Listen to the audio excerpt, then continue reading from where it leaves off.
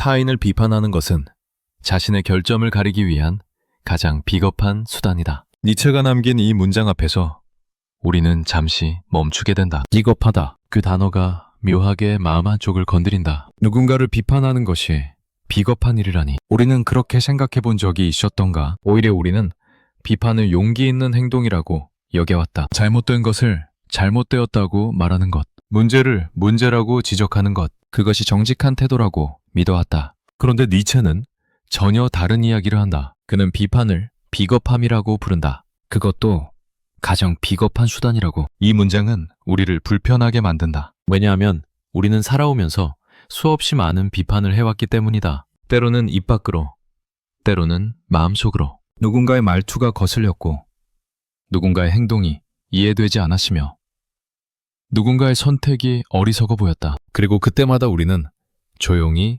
판단을 내렸다. 저 사람은 왜 저럴까? 저건 분명히 잘못된 거야. 나라면 저렇게 하지 않았을 텐데. 그런 생각들이 스쳐 지나갔던 순간을 떠올려 본다. 그 순간들은 생각보다 많았다. 어쩌면 하루에도 몇 번씩 우리는 누군가를 향해 조용한 심판을 내리고 있었는지 모른다. 그런데 니체는 그 모든 순간을 비겁함이라고 부른다. 왜일까? 도대체 왜 타인을 비판하는 것이 비겁한 일이 될까? 우리가 누군가를 비판할 때 우리는 대개 그것이 정당하다고 느낀다. 저 사람이 틀렸으니까, 저 사람이 잘못했으니까, 그래서 지적하는 것이 당연하다고 생각한다. 어쩌면 그것이 옳은 일이라고까지 여긴다. 세상에는 옳고 그름이 있고 잘못된 것을 바로잡아야 하니까. 하지만 니체는 전혀 다른 방향을 가리킨다. 그는 비판의 내용이 맞는지 틀리는지를 묻지 않는다. 비판의 대상이 정말로 잘못했는지 아닌지도 따지지 않는다. 그 대신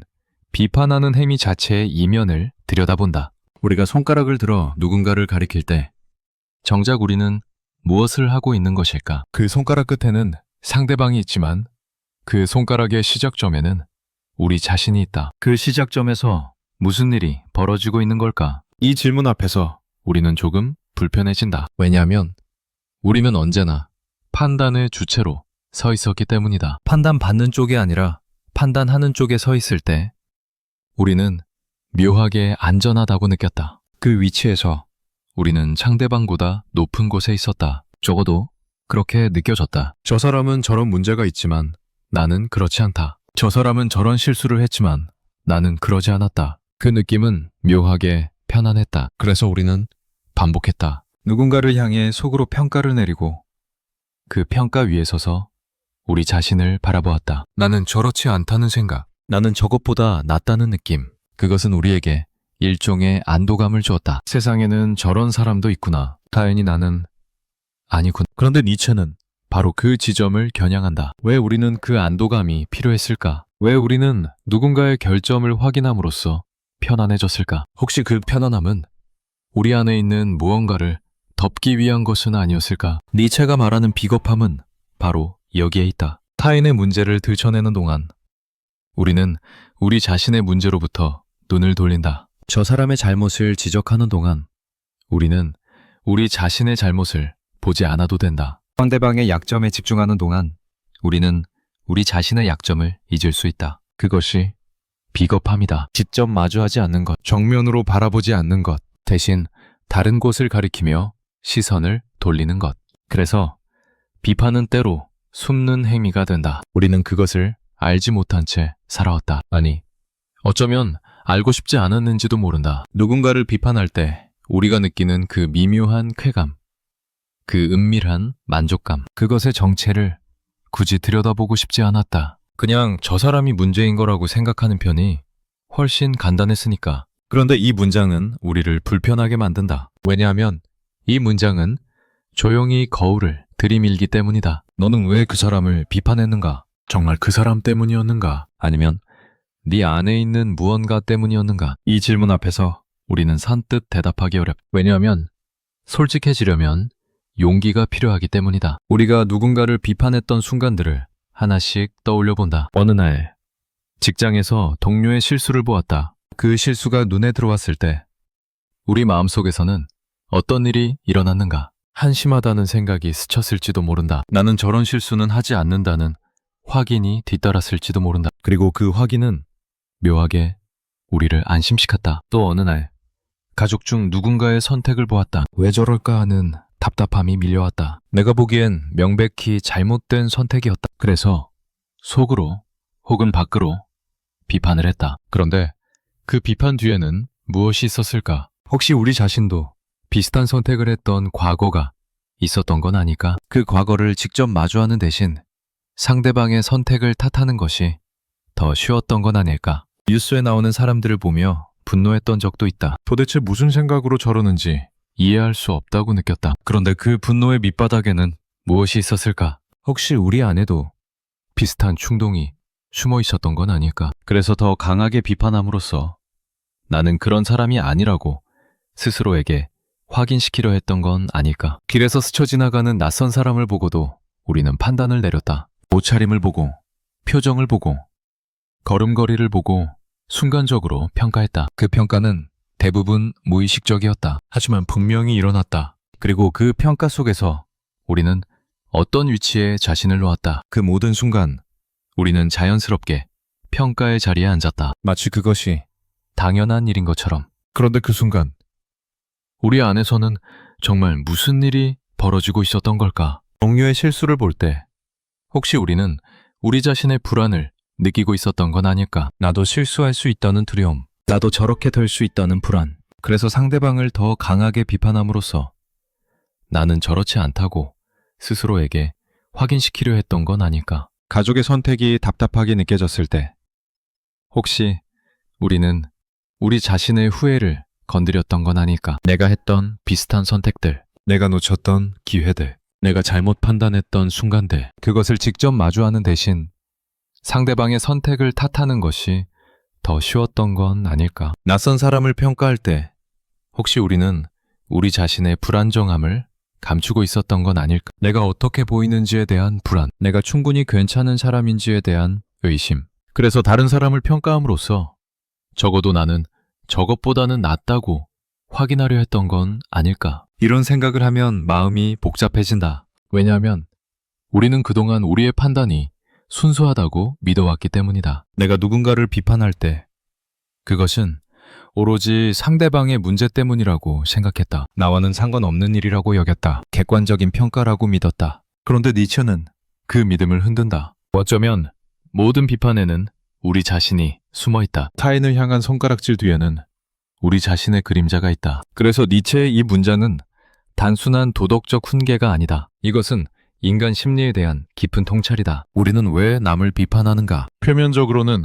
상대방의 잘못 때문이다. 하지만 그 아래에는 더 복잡한 무언가가 있다. 우리가 인정하고 싶지 않은 우리 자신의 모습, 우리가 감추고 싶은 우리 자신의 약점, 우리가 직면하기 두려운 우리 자신의 결함. 그것을 덮기 위해 우리는 다른 곳을 가리킨다. 저기 봐, 저 사람이 문제야. 그렇게 말하는 동안 우리는 안전하다고 느낀다. 적어도 지금 이 순간만큼은 나의 문제를 보지 않아도 되니까. 적어도 지금 이 순간만큼은 내가 아닌 다른 사람이 무대 위에 서 있으니까. 그래서 비판은 도피가 될 수 있다. 우리 자신으로부터의 도피. 그리고 니체는 그것을 비겁하다고 부른다. 정면으로 마주하지 않는 것, 직접 들여다보지 않는 것, 대신 돌아가는 길을 선택하는 것, 그것이 비겁함이다. 물론 우리는 이렇게 반문할 수 있다. 그러면 타인의 잘못을 그냥 넘어가야 하는 건가? 문제가 있어도 아무 말도 하면 안 되는 건가? 세상의 부조리를 보고도 침묵해야 하는 건가?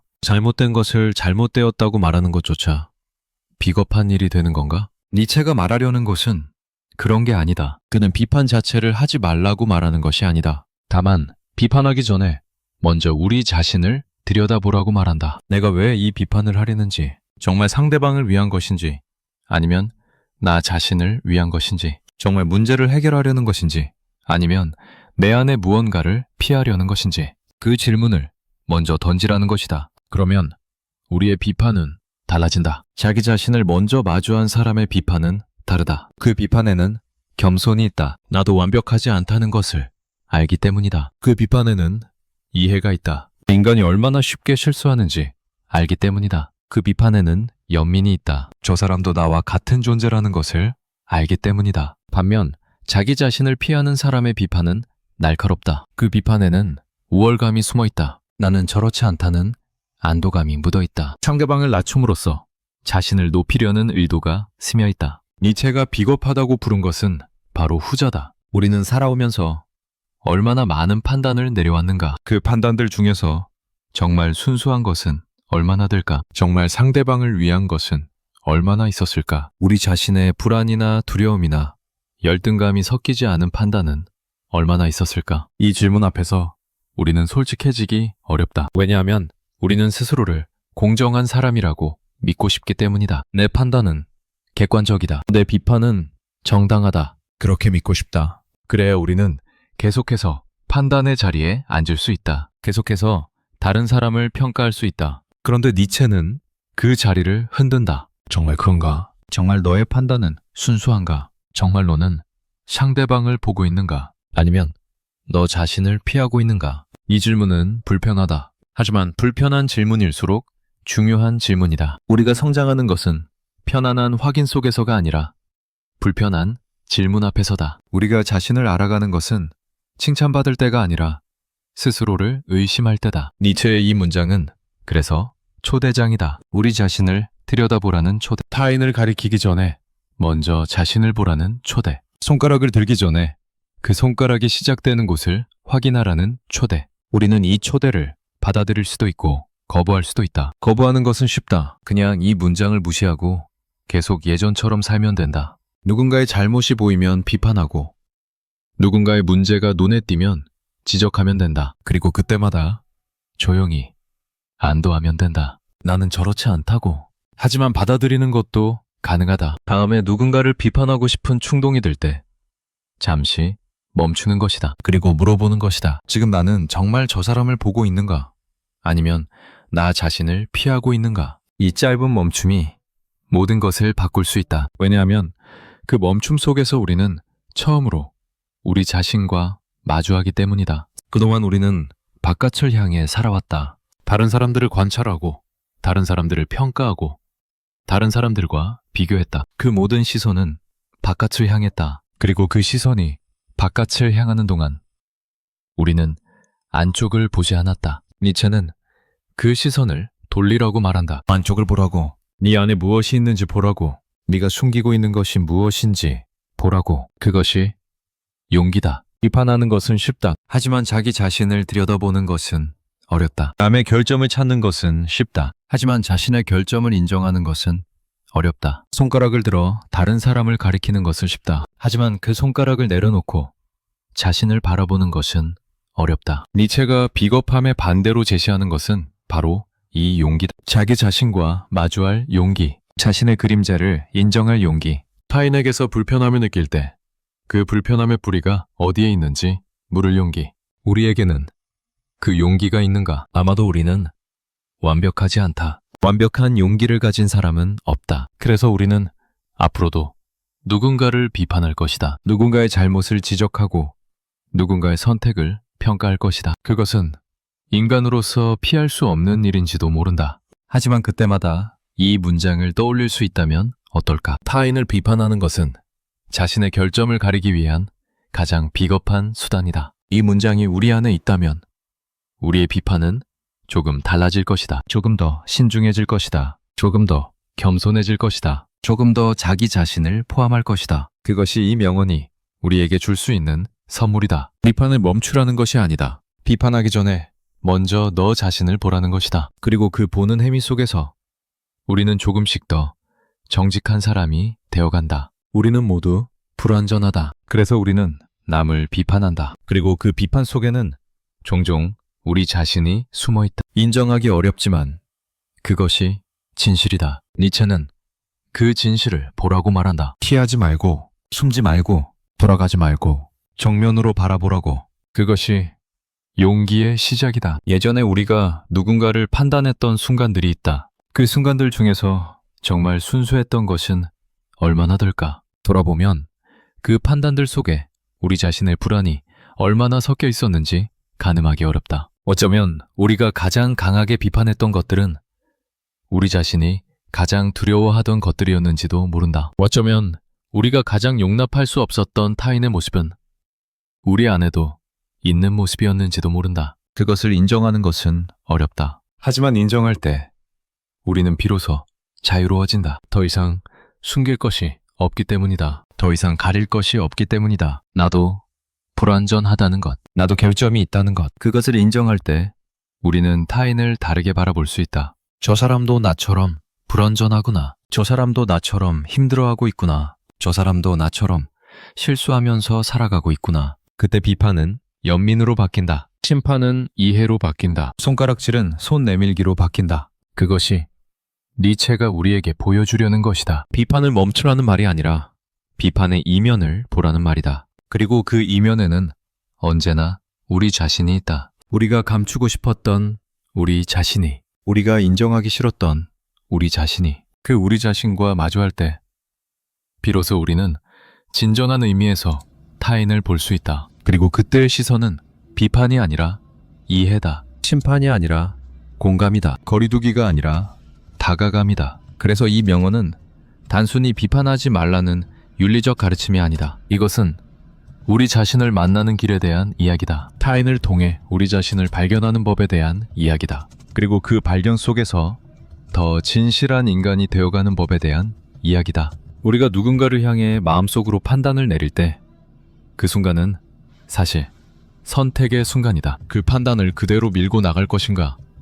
아니면 잠시 멈추고 그 판단의 출처를 물을 것인가? 대부분의 경우 우리는 멈추지 않는다. 판단은 너무 빠르게 일어나고 너무 자연스럽게 느껴진다. 마치 숨 쉬는 것처럼 자동으로 일어난다. 그래서 우리는 그것을 우리의 일부로 받아들인다. 나는 원래 이런 사람이야. 나는 눈이 높아. 나는 기준이 있어. 그런데 그 기준은 어디서 온 것일까? 그 눈은 정말 명확한 것일까? 아니면 우리 자신을 보호하기 위해 만들어진 방어막은 아닐까? 니체의 문장은 바로 그 방어막을 건드린다. 우리가 타인을 비판할 때 우리는 종종 우리 자신을 숨기고 있다. 우리의 불안을, 우리의 두려움을, 우리의 부족함을, 그것을 직접 마주하는 대신 다른 사람의 문제를 지적하는 것이 더 쉬웠다. 그래서 비판은 가리개가 된다. 우리 자신의 결점을 가리는 가리개. 그리고 니체는 그 가리대를 치우라고 말한다. 한때 우리는 누군가를 보며 저 사람은 틀렸다고 생각했다. 그 생각이 들었을 때 우리 안에서는 무엇이 움직이고 있었을까? 정말 상대방의 잘못만 보였던 것일까? 아니면 그 잘못을 통해 우리 자신을 확인하려 했던 것일까? 문득 그 순간들이 떠오른다. 그때 우리는 정말 상대방을 보고 있었을까? 아니면 거울을 보고 있었던 것일까? 상대방의 얼굴에 비친 우리 자신의 그림자를 보고 있었던 것일까? 이 질문에 쉽게 대답할 수 있는 사람은 많지 않다. 왜냐하면 우리는 그렇게 생각해 본 적이 없기 때문이다. 비판할 때 우리는 상대방에게만 집중했다. 우리 자신은 안전한 곳에 두고 상대방만 무대 위에 올렸다. 그리고 평가했다. 그런데 니체는 무대 뒤를 보라고 말한다. 무대 위에 있는 상대방이 아니라 무대 뒤에 숨어 있는 우리 자신을 보라고. 거기에 진짜 이야기가 있다고. 그래서 이 명언은 타인에 대한 이야기가 아니다. 이것은 우리 자신에 대한 이야기다. 우리가 왜 비판하는지,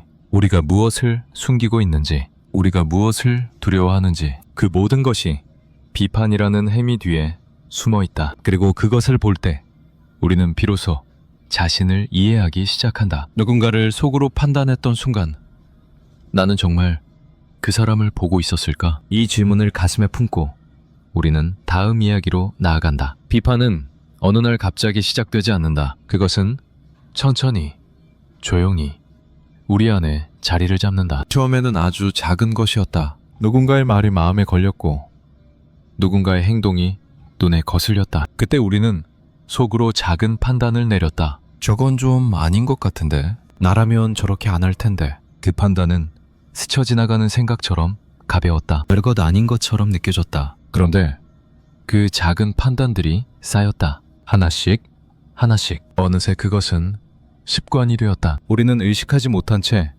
누군가를 평가하고 누군가를 분류하고 누군가를 재단하는 데 익숙해졌다. 그것은 마치 호흡처럼 자연스러워졌다. 굳이 의도하지 않아도 자동으로 일어났다. 사람을 만나면 먼저 평가가 시작되었다. 말을 들으면 먼저 판단이 떠올랐다. 그렇게 비판은 우리 삶의 일부가 되었다. 돌아보면 언제부터 그랬는지 정확히 알기 어렵다. 어린 시절에는 그렇지 않았던 것 같다. 사람들을 있는 그대로 받아들였던 때가 있었다. 누군가의 다름이 그저 다름으로 느껴졌던 때가 있었다. 틀림이 아니라 다름이었다. 그때는 세상이 더 넓게 느껴졌다. 그런데 언제부터인가 그것이 달라졌다. 다름은 틀림이 되었고 차이는 결함이 되었다. 우리는 사람들을 맞고 틀림으로 나누기 시작했다. 그리고 우리 자신은 언제나 맞는 쪽에 두려고 했다. 그래야 안전하다고 느꼈으니까. 그래야 흔들리지 않는다고 믿었으니까. 그것이 언제 시작되었는지는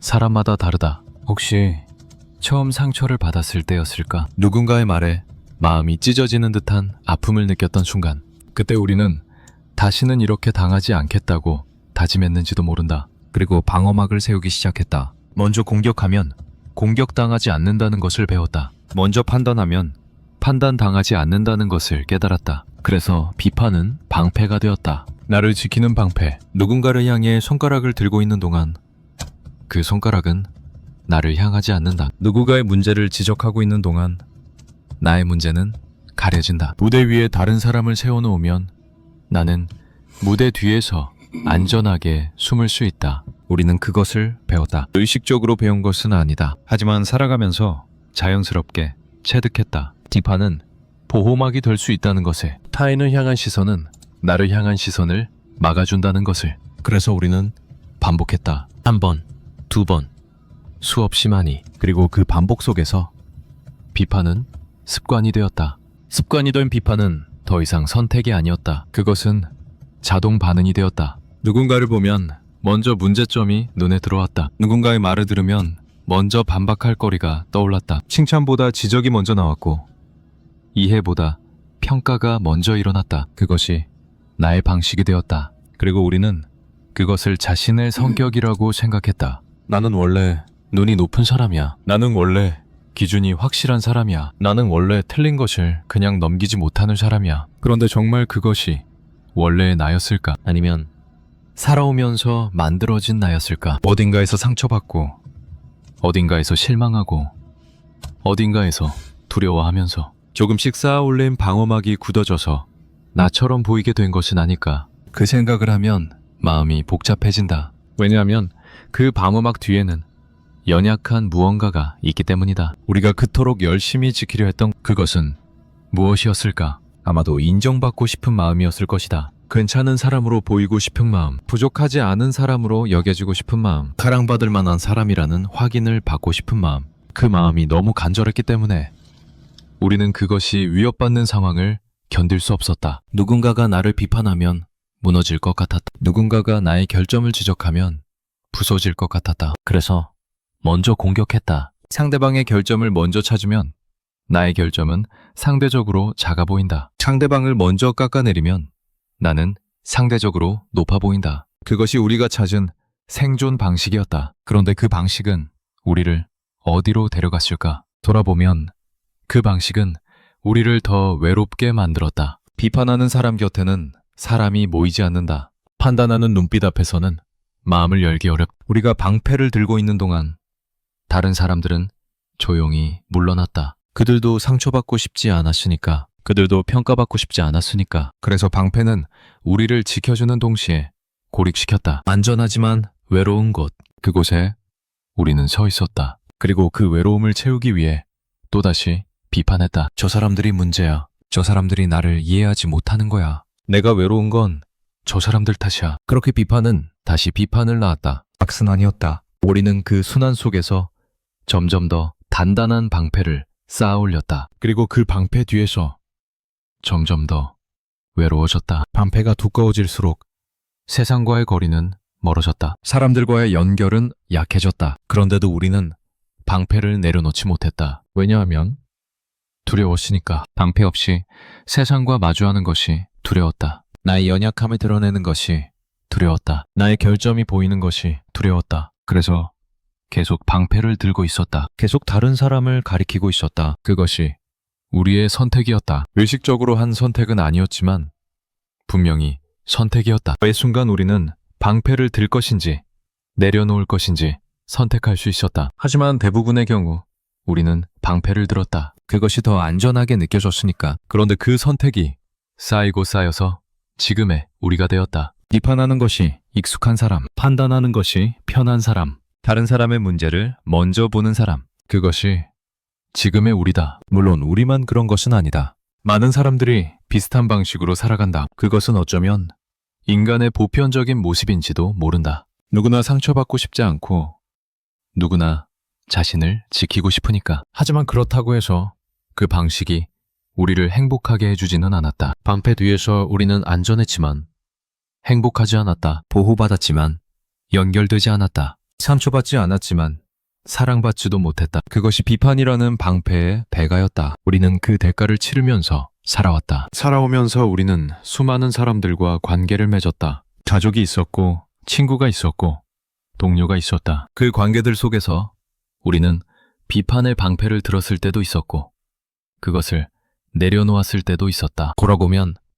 관계가 깊어졌던 순간은 방패를 내려놓았던 순간이었다. 관계가 멀어졌던 순간은 방패를 높이 들었던 순간이었다. 가족을 생각해본다. 가장 가까운 사람들. 그런데 때로는 가장 쉽게 비판의 대상이 되는 사람들이기도 하다. 왜냐하면 가깝기 때문이다. 가깝기 때문에 더 많은 것이 눈에 띈다. 가깝기 때문에 더 많은 기대를 하게 된다. 그 기대가 충족되지 않으면 실망하게 되고 실망은 비판으로 이어진다. 그래서 가족 사이에서 우리는 더 날카로워지기도 했다. 밖에서는 참았던 말을 집에서는 그대로 내뱉었다. 밖에서는 눌렀던 감정을 집에서는 터뜨렸다. 가족이니까 괜찮다고 생각했다. 가족이니까 이해해 줄 거라고 믿었다. 하지만 그 비판은 관계에 금을 남겼다. 말하지 않아도 느껴지는 거리감, 함께 있어도 느껴지는 서먹함. 그것이 비판의 흔적이었다. 친구를 생각해본다. 한때 가깝다고 느꼈던 사람들, 그런데 어느새 멀어진 사람들. 그 멀어짐의 시작은 무엇이었을까? 돌아보면 작은 비판이 쌓여서 큰 거리가 된 경우가 많았다. 저 사람은 이런 점이 좀 그래. 저 사람은 저런 부분이 마음에 안 들어. 그런 생각들이 쌓이면서 마음이 조금씩 멀어졌다. 물론 입 밖으로 내지 않았을 수도 있다. 하지만 마음속의 판단은 태도로 드러난다. 말투가 달라지고 눈빛이 달라지고 반응이 달라진다. 상대방은 그것을 느낀다. 그리고 조용히 물러난다. 그렇게 친구 사이에 거리가 생겼다. 그리고 우리는 그것을 상대방의 탓으로 돌렸다. 저 사람이 변했어. 저 사람이 연락을 안 해. 하지만 그 변화의 시작에는 우리의 비판이 있었는지도 모른다. 동료를 생각해본다. 함께 일하는 사람들.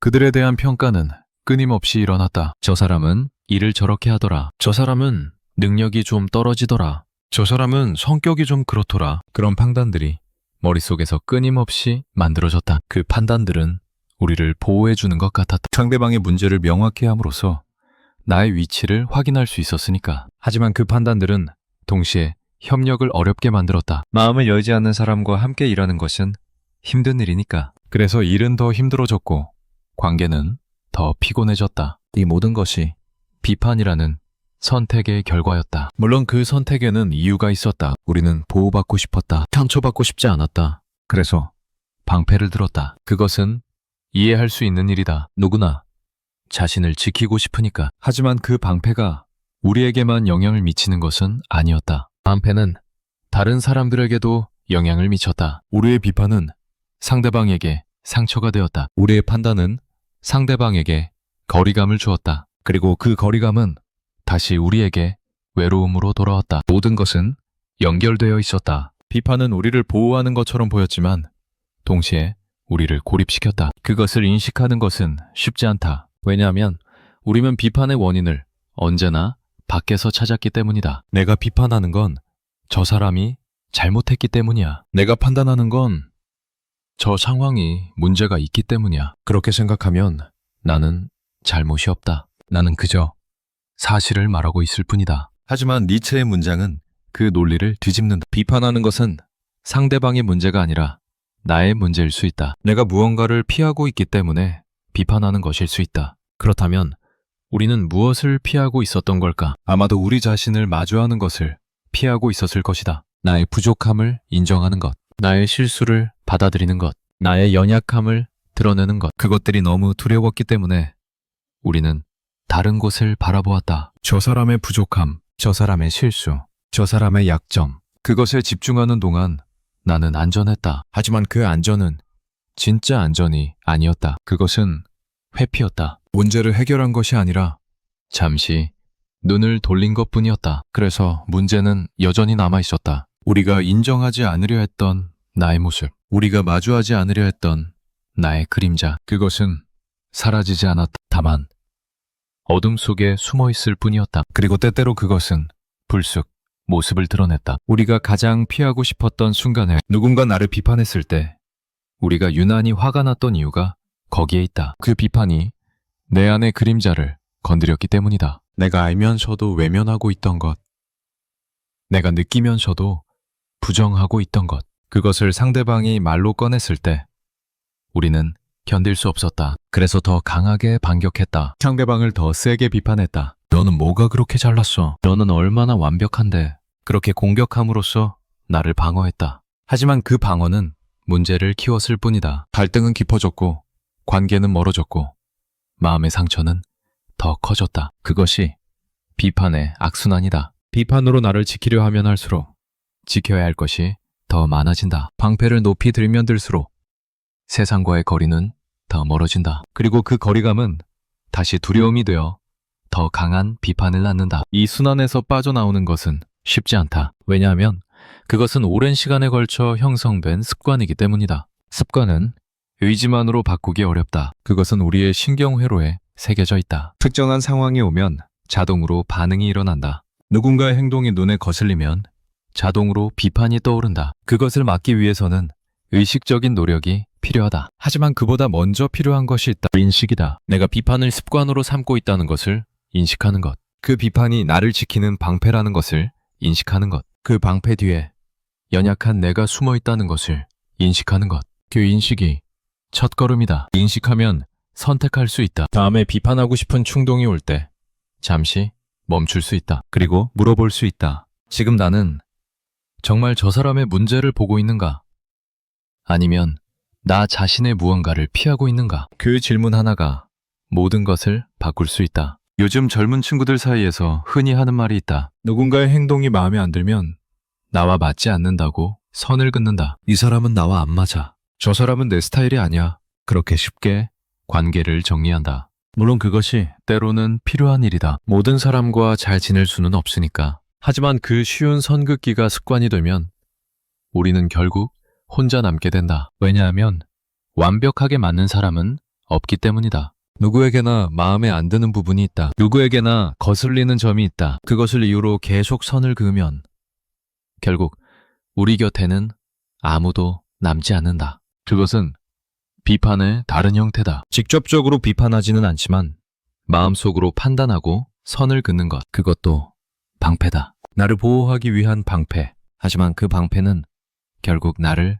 고립시킨다. 그래서 문제는 세대를 초월한다. 어떤 형태로든 우리는 모두 비판의 방패를 들고 있다. 누군가는 직접적으로 비판하고 누군가는 조용히 선을 긋고 누군가는 뒤에서 수군거린다. 형태는 다르지만 본질은 같다. 나를 지키기 위해 타인을 밀어내는 것, 그리고 그 결과도 같다. 외로움, 연결의 부재, 진짜 관계의 상실. 그것이 비판이라는 방패의 대가다. 그렇다면 방패를 내려놓으면 어떻게 될까? 두렵다. 방패 없이 세상과 마주하는 것은 두렵다. 나의 연약함이 드러나는 것은 두렵다. 누군가가 나를 비판할 때 그것을 그대로 받아야 하는 것은 두렵다. 하지만 그 두려움의 반대편에는 무엇이 있을까? 연결이 있다. 방패를 내려놓으면 비로소 다른 사람의 연약함도 보인다. 그들도 나처럼 두려워하고 나처럼 불안해하고 나처럼 인정받고 싶어 한다는 것이 보인다. 그 공통점 위에서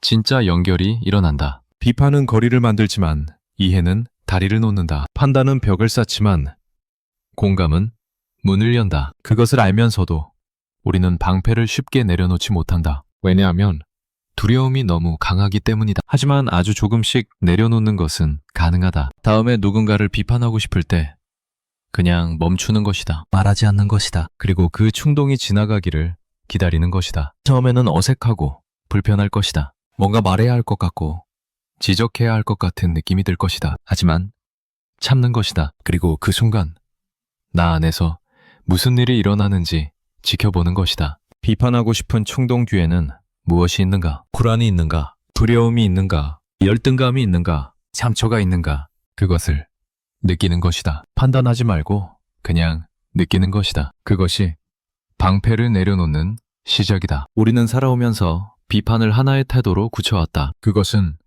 우리의 선택이었다. 의식하지 못했을 수도 있지만 분명히 선택이었다. 이 순간 방패를 들 것인지 내려놓을 것인지 비판할 것인지 이해할 것인지 우리는 선택할 수 있었다. 그리고 그 선택들이 쌓여서 지금의 우리가 되었다. 지금의 관계가 되었다. 지금의 삶이 되었다. 그렇다면 앞으로의 선택은 어떻게 할 것인가? 계속 방패를 들 것인가? 아니면 조금씩 내려놓을 것인가? 그것은 우리의 선택이다. 물론 쉬운 일은 아니다. 오랜 습관을 바꾸는 것은 쉽지 않다. 그리고 완전히 바꾸는 것은 어쩌면 불가능할 수도 있다. 우리는 앞으로도 누군가를 비판할 것이다. 누군가를 판단할 것이다. 그것은 인간이기 때문에 피할 수 없는 일인지도 모른다. 하지만 인식하는 것은 가능하다. 내가 비판할 때 그것이 정말 상대방의 문제 때문인지 아니면 나 자신의 무언가를 피하기 위한 것인지 잠시 멈추고 물어보는 것은 가능하다. 그 작은 멈춤이 쌓이면 조금씩 달라진다. 비판의 빈도가 줄어들고 비판의 강도가 약해지고 비판 뒤에 반성이 따라온다. 그리고 언젠가는 비판하기 전에 먼저 나를 돌아보는 것이 자연스러워질지도 모른다. 그것이 성장이다. 방패를 완전히 버리는 것이 아니라 그것이 방패라는 것을 인식하는 것. 그리고 때로는 그것을 내려놓을 수 있는 용기를 갖는 것. 그것이 우리가 할 수 있는 일이다. 타인을 향한 시선이 언제부터 나를 지키는 방패가 되었는지 정확히 알 수는 없다. 하지만 그것이 방패가 되었다는 것은 알 수 있다. 그리고 그 방패가 나를 어디로 데려갔는지도 돌아보면 알 수 있다. 안전하지만 외로운 곳, 보호받지만 연결되지 않는 곳, 상처받지 않지만 사랑받지도 못하는 곳. 그곳에서 우리는 오래 서 있었다. 그리고 이제 질문이 떠오른다. 남을 탓하는 동안 나는 무엇을 피하고 있었을까? 이 질문을 품고 우리는 조금 더 깊은 곳으로 들어간다. 우리가 누군가를 비판할 때 마음속에서는 무슨 일이 벌어지고 있는 걸까? 표면적으로는 단순해 보인다. 상대방이 잘못됐고 그래서 지적하는 것이다. 상대방에게 문제가 있고 그래서 비판하는 것이다. 원인은 밖에 있고 나는 그저 반응하는 것뿐이다. 하지만 마음의 작동 방식은 그렇게 단순하지 않다. 우리가 의식하지 못하는 곳에서 훨씬 더 복잡한 일들이 일어나고 있다. 심리학은 오래전부터 이 현상에 주목해왔다. 왜 우리는 특정한 사람에게 유독 강하게 반응하는가? 왜 어떤 행동은 그냥 넘어가면서 어떤 행동에는 격하게 반응하는가? 왜 비슷한 상황에서도 사람마다 다른 것에 불편함을 느끼는가? 그 답은 밖에 있지 않다. 안에 있다. 우리 안에. 프로이트 이후 많은 심리학자들이 투사라는 개념을 이야기해왔다. 투사란 무엇인가? 쉽게 말하면 내 안에 있는 것을 밖에서 보는 것이다. 내가 가지고 있지만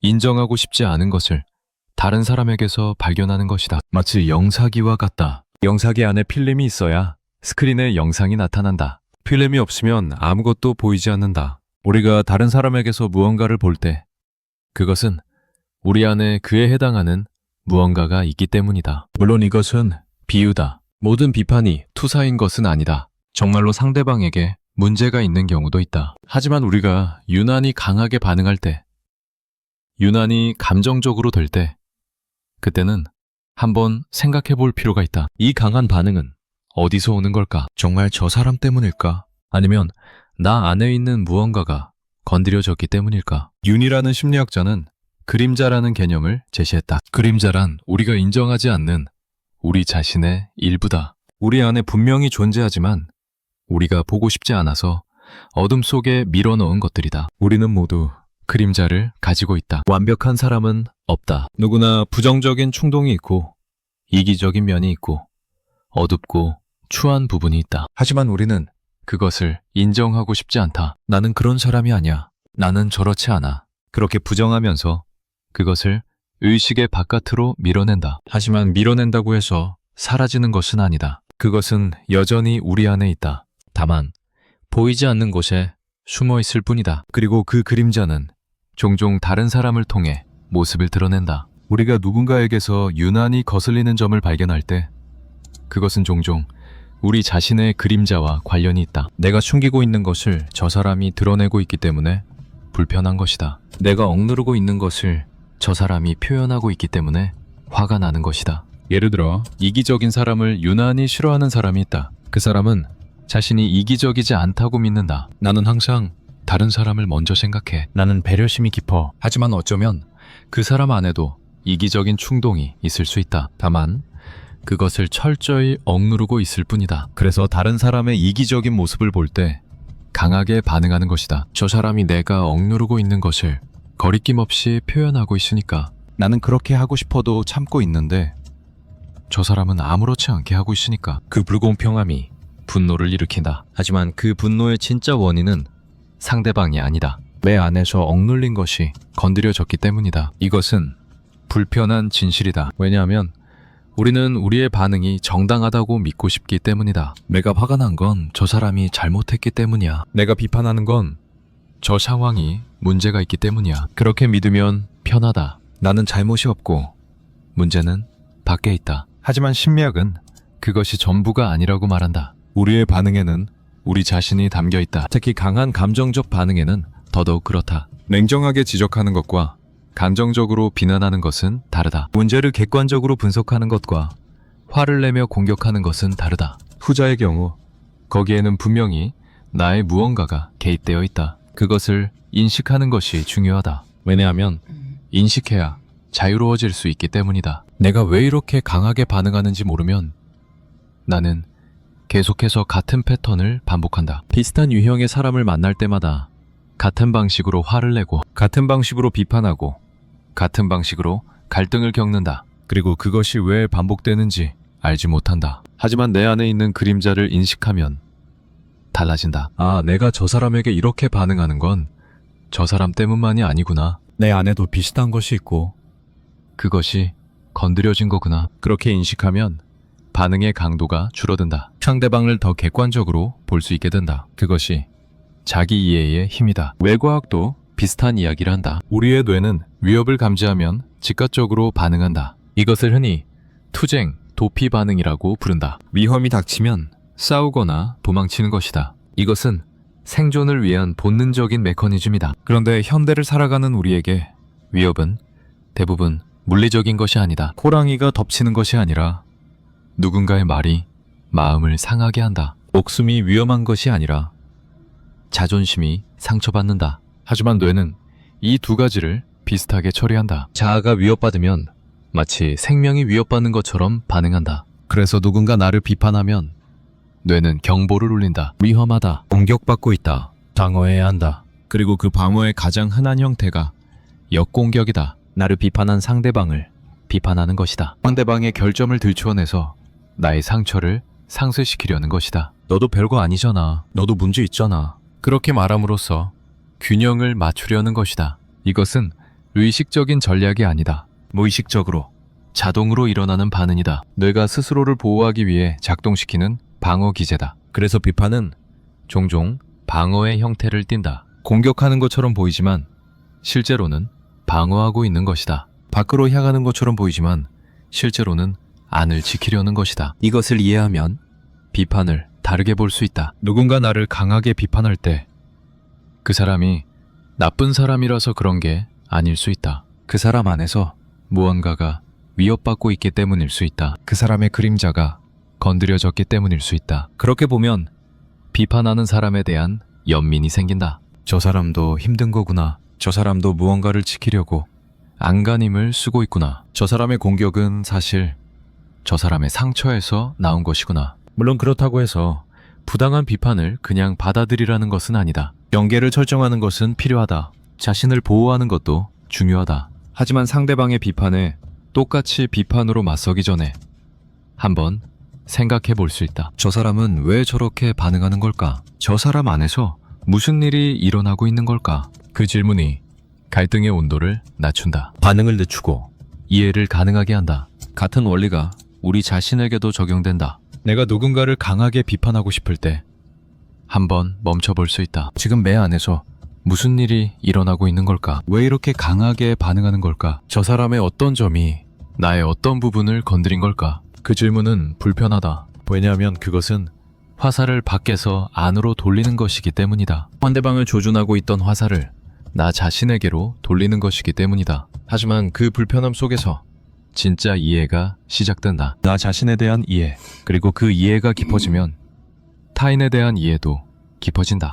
불안이라는 감정도 비판과 깊이 연결되어 있다. 우리가 불안할 때 그 불안을 직접 마주하는 것은 어렵다. 불안은 막연하고 형체가 없고 붙잡을 수 없다. 그래서 우리는 불안을 다른 곳으로 돌린다. 구체적인 대상에게로, 눈에 보이는 무언가에게로. 그것이 불안의 전환이다. 막연한 불안을 구체적인 분노로 바꾸는 것이다. 무엇 때문인지 모를 불편함을 특정한 사람에 대한 비판으로 바꾸는 것이다. 그렇게 하면 불안이 조금 가라앉는 것 같다. 왜냐하면 이제 원인이 명확해졌으니까, 문제가 무엇인지 알 것 같으니까. 저 사람이 문제야, 저 상황이 문제야. 그렇게 특정하면 막연했던 불안이 구체적인 분노로 바뀐다. 분노는 불안보다 다루기 쉽다. 분노에는 방향이 있다. 대상이 있다. 그래서 행동할 수 있다. 비판하고 공격하고 싸울 수 있다. 반면 불안은 무력하다. 어디로 향해야 할지 모른다.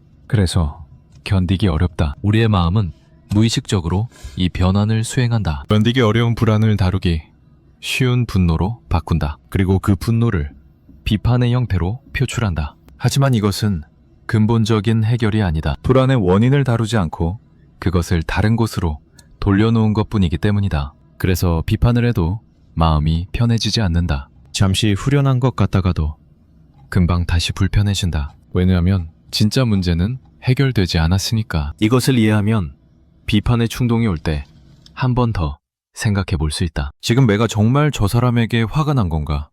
아니면 다른 무언가가 나를 불안하게 하고 있는 건가? 그 질문 하나가 많은 것을 바꿀 수 있다. 왜냐하면 그 질문은 진짜 원인을 찾게 해주기 때문이다. 저 사람이 아니라 내 안에 있는 무언가를, 저 상황이 아니라 내가 직면하지 않으려 했던 무언가를, 그것을 찾으면 비판의 필요성이 줄어든다. 더 이상 저 사람을 공격하지 않아도 된다. 왜냐하면 문제가 저 사람에게 있는 게 아니라는 것을 알았으니까. 내 안에서 해결해야 할 무언가가 있다는 것을 알았으니까. 자기 보호 본능도 비판과 연결되어 있다. 우리는 모두 자신을 좋게 보고 싶어 한다. 나는 괜찮은 사람이다. 나는 합리적인 사람이다. 나는 착한 사람이다. 그런 자기 이미지를 유지하고 싶어 한다. 그런데 그 이미지와 충돌하는 무언가가 있으면 마음이 불편해진다. 내가 이기적인 행동을 했을 때, 내가 비합리적인 선택을 했을 때, 내가 나쁜 생각을 품었을 때, 그것은 내가 가진 자기 이미지와 맞지 않는다. 그래서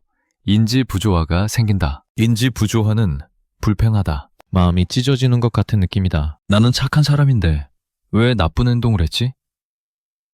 나는 합리적인 사람인데 왜 비합리적인 선택을 했지? 이 불편함을 해소하는 방법은 여러 가지가 있다. 하나는 자기 이미지를 수정하는 것이다. 나도 때로는 이기적일 수 있구나. 나도 완벽하지 않구나. 이렇게 인정하면 부조화가 해소된다. 하지만 이것은 쉽지 않다. 자기 이미지를 수정하는 것은 고통스럽기 때문이다. 그래서 많은 경우 다른 방법을 선택한다. 외부에서 원인을 찾는 것이다. 내가 이기적인 행동을 한 건 저 사람이 먼저 나를 화나게 했기 때문이야. 내가 비합리적인 선택을 한 건 상황이 그렇게 몰아갔기 때문이야. 그렇게 외부의 책임을 돌리면 자기 이미지는 유지된다. 그리고 그 과정에서 비판이 일어난다. 저 사람이 문제야. 저 상황이 문제야. 나는 잘못이 없어. 이것이 자기 보호를 위한 비판이다. 물론 이것도 무의식적으로 일어난다. 우리는 의식적으로 책임을 회피하려고 비판하는 것이 아니다. 마음이 스스로를 보호하기 위해 자동으로 이런 과정을 거치는 것이다. 하지만 그 결과는 같다.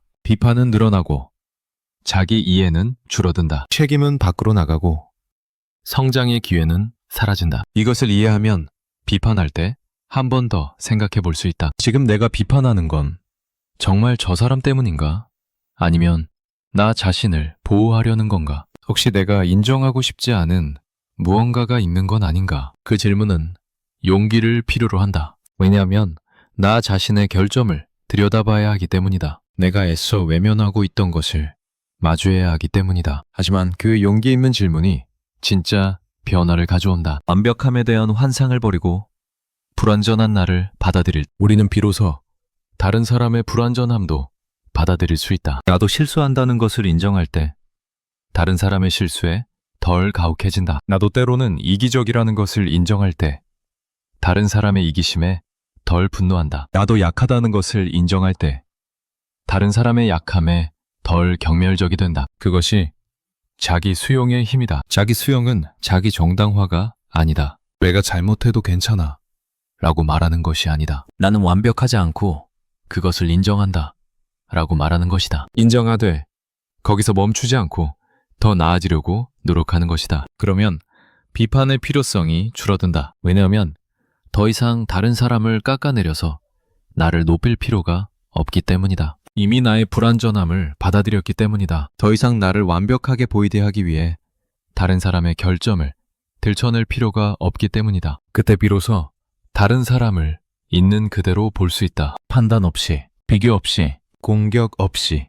그것이 진정한 의미에서의 봄이다. 마음에는 여러 층이 있다. 표면에는 우리가 의식하는 생각과 감정이 있다. 나는 저 사람이 싫다. 저 행동이 마음에 안 든다. 그런 것들이 표면에 있다. 하지만 그 아래에는 더 깊은 층이 있다. 왜 싫은지, 왜 마음에 안 드는지 그 이유가 숨어 있는 층이다. 그리고 더 깊이 들어가면 그 이유에 이유가 있다. 과거의 상처, 억눌린 감정, 인정받지 못한 욕구 같은 것들이 있다. 비판이라는 의미는 표면에서 일어난다. 하지만 그 뿌리는 깊은 곳에 있다. 그래서 표면만 보면 비판의 진짜 의미를 알 수 없다. 나는 저 사람의 그 행동이 마음에 안 들어. 그것이 표면에서 보이는 것이다. 하지만 왜 그 행동이 유독 마음에 안 드는지 그 이유는 깊은 곳에 있다.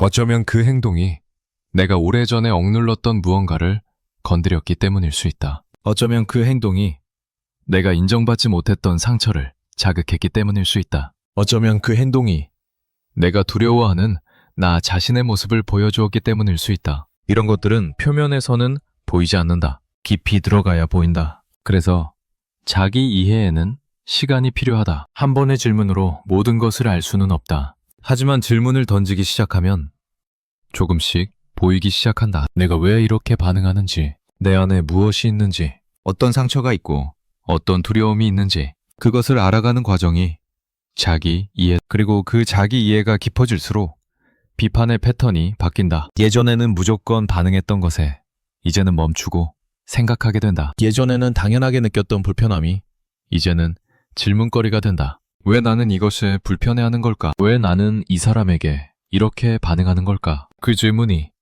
자기 이해의 시작이다. 동시에 타임 이해의 시작이기도 하다. 왜냐하면 나를 이해하면 다른 사람도 이해되기 때문이다. 저 사람이 왜 저렇게 행동하는지 내가 나를 들여다봄으로써 짐작할 수 있게 된다. 저 사람도 무언가를 지키려고 안간힘을 쓰고 있구나. 저 사람도 상처받지 않으려고 방어하고 있구나. 저 사람의 공격은 저 사람의 두려움에서 나온 것이구나. 그렇게 보면 비판하고 싶은 마음이 줄어든다. 공격하고 싶은 충동이 가라앉는다. 대신 연민이 생긴다. 저 사람도 나처럼 힘들게 살아가고 있구나. 저 사람도 나처럼 불완전하구나. 저 사람도 나처럼 사랑받고 싶고 인정받고 싶고 상처받고 싶지 않은 거구나. 그 공통점 위에서 연결이 일어난다. 비판이 아니라 이해로, 판단이 아니라 공감으로. 그것이 마음의 구조를 이해했을 때 일어나는 변화다. 우리는 모두 복잡한 존재다. 표면에 보이는 것이 전부가 아니다.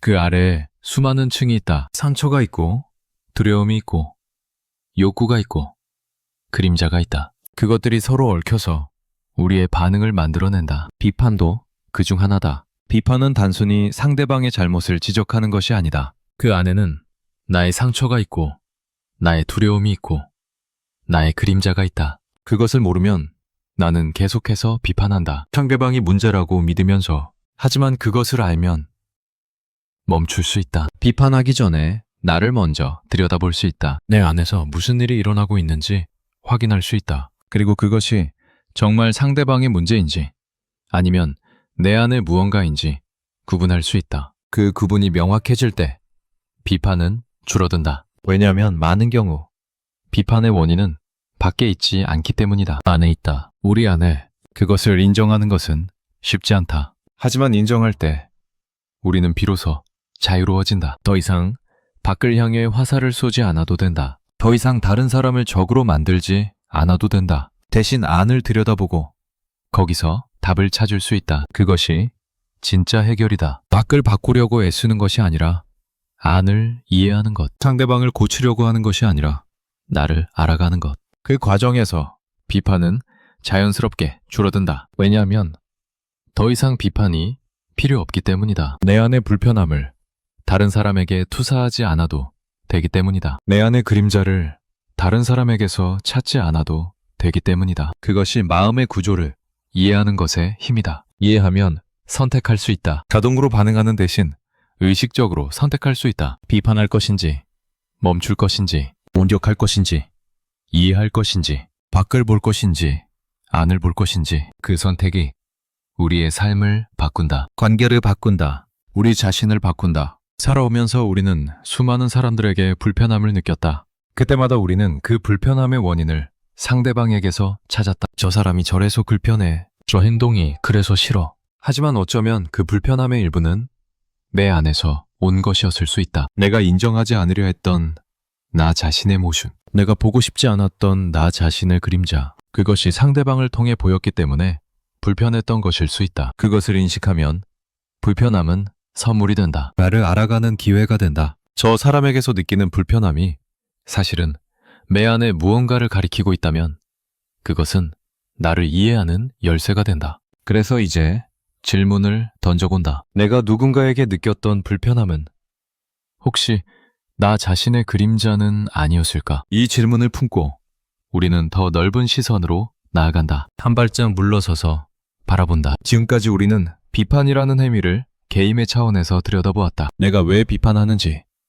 내 안에서 무슨 일이 일어나는지, 어떤 심리적 메커니즘이 작동하는지, 그것은 나 자신을 이해하기 위한 여정이었다. 하지만 비판은 나 혼자만의 일이 아니다. 우리 모두가 비판한다. 그리고 그 비판들이 모여서 관계를 만들고 사회를 만들고 세상을 만든다. 그렇다면 비판으로 가득 찬 세상은 어떤 모습일까? 우리가 서로를 향해 손가락을 들고 있는 동안 이 세상은 어떻게 변해왔을까? 잠시 멀리서 바라본다. 개인을 넘어, 관계를 넘어, 사회 전체를 바라본다. 우리는 판단의 시대를 살고 있다. 어디를 가나 평가가 있다. 누군가는 누군가를 판단하고 그 판단은 공유되고 확산되고 때로는 집단적인 힘을 갖는다. 한 사람의 실수가 수많은 사람들의 비판을 받고 한 사람의 선택이 수많은 사람들의 심판대에 오른다. 이것은 새로운 현상이 아니다. 인간은 언제나 서로를 판단해왔다. 하지만 지금은 그 판단이 더 빠르게, 더 널리, 더 강하게 퍼진다. 기술이 발달하면서 판단의 속도와 범위가 달라졌다. 예전에는 동네 안에서 머물렀던 수군거림이 이제는 순식간에 전 세계로 퍼진다. 그래서 우리는 더 많이 판단하고 더 많이 판단받는 시대를 살고 있다. 이것이 우리에게 어떤 영향을 미치는가? 돌아보면 우리는 점점 더 조심스러워지고 있다. 실수하면 안 된다는 압박, 잘못 보이면 안 된다는 긴장, 누군가 지켜보고 있다는 느낌. 그것이 우리를 움츠러들게 만든다. 자유롭게 시도하고 자유롭게 실패하고 자유롭게 다시 일어나는 것이 어려워졌다. 왜냐하면 실패하면 판단받을 것이니까. 그 판단이 두렵기 때문에 우리는 안전한 길을 선택한다. 모험하지 않는다. 다르게 생각하지 않는다. 튀지 않으려고 한다. 그것이 판단의 시대가 만들어낸 풍경이다. 모두가 비슷해지는 풍경, 모두가 조심스러워지는 풍경, 모두가 자신을 숨기는 풍경. 이것은 개인의 문제가 아니다. 사회 전체의 문제다. 창의성이 줄어든다. 다양성이 줄어든다. 새로운 시도가 줄어든다. 왜냐하면 새로운 것은 위험하기 때문이다. 다른 것은 비판받기 쉽기 때문이다. 그래서 우리는 검증된 것, 안전한 것, 이미 받아들여진 것만 선택한다. 그 결과 세상은 점점 더 회기로화된다. 다채로움을 잃어간다. 생동감을 잃어간다. 그것이 비판이 만들어내는 세상의 모습이다. 물론 비판이 필요할 때도 있다. 잘못된 것을 바로잡기 위해, 부당한 것에 저항하기 위해, 더 나은 방향을 찾기 위해 비판은 필요하다. 건강한 비판은 사회를 발전시킨다. 문제를 드러내고 대안을 모색하게 한다. 하지만 우리가 하는 비판이 모두 그런 건강한 비판일까? 많은 경우 비판은 건설적이지 않다. 상대방을 깎아내리기 위한 비판. 나의 우월함을 확인하기 위한 비판. 불편한 감정을 해소하기 위한 비판. 그런 비판은 아무것도 만들어내지 않는다. 다만 파괴할 뿐이다. 관계를 파괴하고 신뢰를 파괴하고 가능성을 파괴한다. 그리고 그 파괴가 쌓이면 세상 전체가 메마른 곳이 된다. 서로를 믿지 못하는 세상, 서로에게 마음을 열지 못하는 세상, 누구나 방어적이 되는 세상. 그것이 우리가 만들어가고 있는 세상은 아닐까. 역사를 돌아보면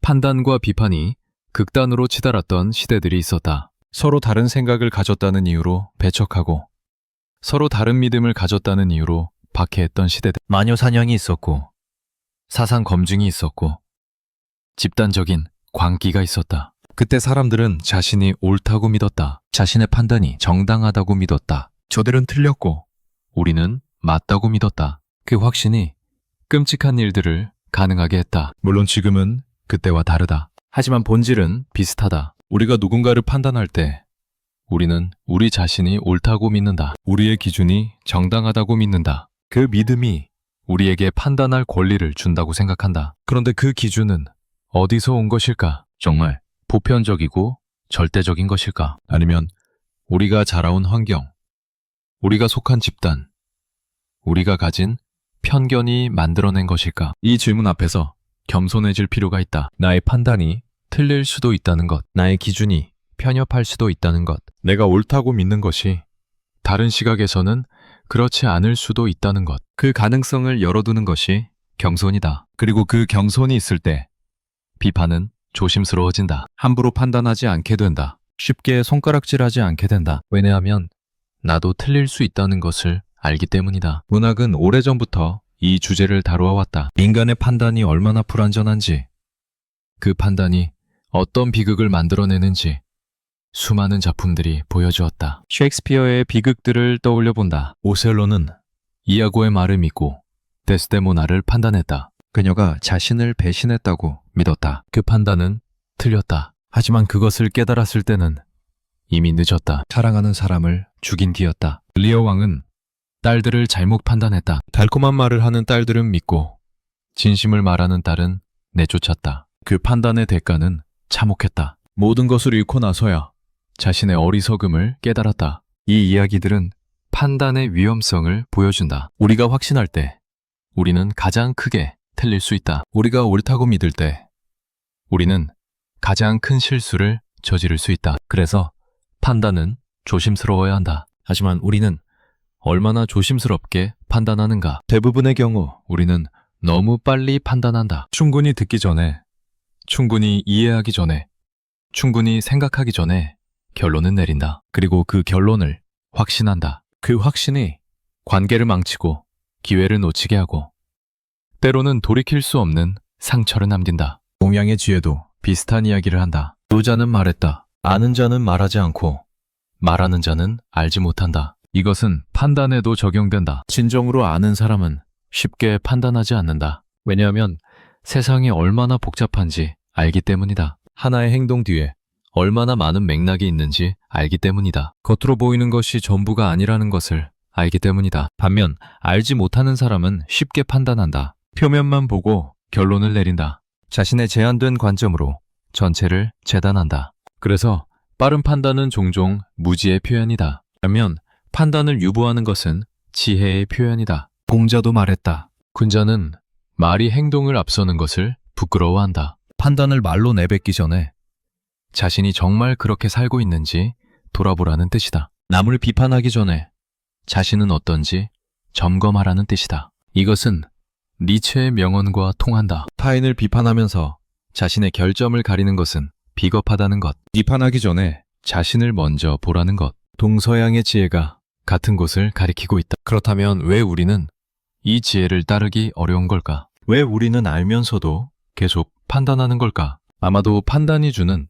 즉각적인 만족 때문일 것이다. 누군가를 판단할 때 우리는 짧은 순간 우월감을 느낀다. 내가 저 사람보다 낫다는 느낌. 내가 옳고 저 사람은 틀렸다는 확인. 그것은 달콤하다. 중독성이 있다. 하지만 그 달콤함은 오래가지 않는다. 판단한 뒤에 남는 것은 공허함이다. 잠시 우월감을 느꼈지만 그것으로 내 삶이 나아지지는 않는다. 상대방을 깎아내렸지만 그것으로 내가 올라가지는 않는다. 오히려 관계는 멀어지고 마음은 더 무거워진다. 그것이 판단의 역설이다. 판단할수록 더 외로워진다. 비판할수록 더 고립된다. 다른 사람을 밀어낼수록 나 혼자 남는다. 이것을 알면서도 우리는 반복한다. 왜냐하면 습관이기 때문이다. 왜냐하면 다른 방법을 모르기 때문이다. 왜냐하면 두렵기 때문이다. 판단하지 않으면 내가 판단당할 것 같은 두려움. 비판하지 않으면 내가 비판받을 것 같은 두려움. 먼저 공격하지 않으면 공격당할 것 같은 두려움. 그 두려움이 우리를 계속 판단하게 만든다. 하지만 그것은 환상이다. 판단한다고 해서 판단받지 않는 것이 아니다. 비판한다고 해서 비판받지 않는 것이 아니다. 오히려 판단하는 사람은 더 많이 판단받는다. 비판하는 사람은 더 많이 비판받는다. 왜냐하면 그것이 돌아오기 때문이다. 내가 세상을 대하는 방식이 세상이 나를 대하는 방식이 된다. 내가 다른 사람을 판단하면 다른 사람도 나를 판단한다. 내가 다른 사람을 비판하면 다른 사람도 나를 비판한다. 그것이 관계의 법칙이다. 그렇다면 다른 방식은 없을까? 판단하지 않고 살 수는 없을까? 완전히 판단하지 않는 것은 어려울 것이다. 인간의 뇌는 자동으로 분류하고 평가하도록 설계되어 있다. 그것은 생존을 위한 본능이다. 위험한 것과 안전한 것을 구분하고 좋은 것과 나쁜 것을 판별하는 것은 필요한 능력이다. 하지만 그 판단을 그대로 표현할지 행동으로 옮길지는 선택할 수 있다. 판단이 떠올라도 그것을 말로 내뱉지 않을 수 있다. 비판하고 싶어도 그것을 참을 수 있다. 그 선택이 모이면 다른 세상이 만들어진다. 서로를 향한 판단이 줄어든 세상.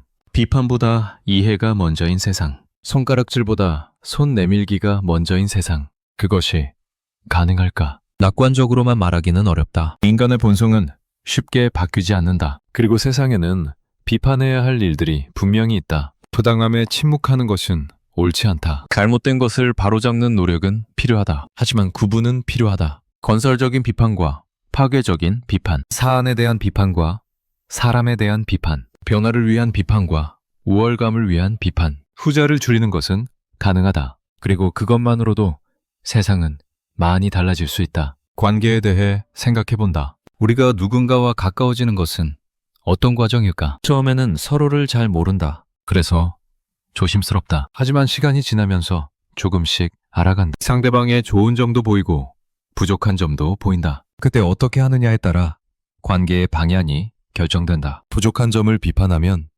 관계는 멀어진다. 부족한 점을 이해하면 관계는 깊어진다. 물론 모든 부족함을 참으라는 것은 아니다. 받아들일 수 없는 것은 말해야 한다. 경계를 설정하는 것도 필요하다. 하지만 그것을 비판의 형태로 할지 대화의 형태로 할지는 선택할 수 있다. 비판은 상대방을 적으로 만든다. 대화는 상대방을 파트너로 만든다. 같은 문제를 다루더라도 방식에 따라 결과가 완전히 달라진다. 살아오면서 소중한 관계들이 있었다. 가족, 친구, 동료, 이웃.